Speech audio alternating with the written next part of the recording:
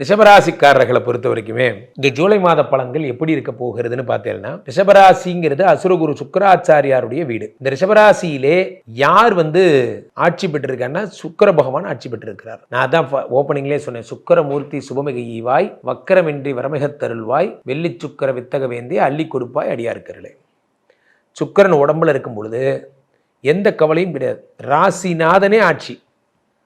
அப்போது ஒரு விஷயம் நடக்குமா நடக்காதாங்கிறத ராசிநாதனை வச்சு தான் நம்ம சொல்கிறோம். ராசிநாதன் நல்லா இருந்தால் அந்த காரியங்கள் மிகப்பெரிய வெற்றி அடைவாங்க. ராசிநாதன் நல்லா இல்லைன்னா மனக்கலக்கங்கள் வந்துடும் சொல்கிறோம். ராசிநாதன் சுக்கிரன் ஆட்சி பெற்றால் வந்திருக்கிறார். சுக்கிரனோடு சேர்ந்த அடுத்த 2ஆம் வீட்டில் இருந்த குரு 8 குரு, அவனோட சேர்ந்த 4 சூரியனும் உட்கார்ந்துருந்தார்.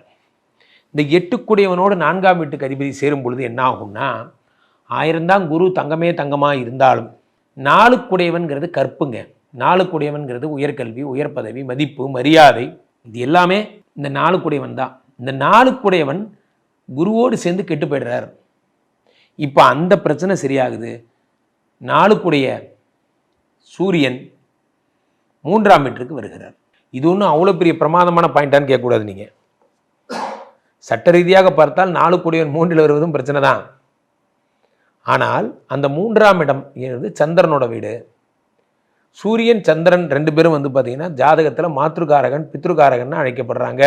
அப்போ மாத்ருகாரகன் பித்ருகாரகன் அழைக்கப்படும் போது என்ன ஆகும்னா, அம்மாவை பார்க்க அப்பா வராரு, அம்பாவை பார்க்க பரமசிவன் வராருன்னு நீங்கள் பொருள் எடுத்துக்கணும்.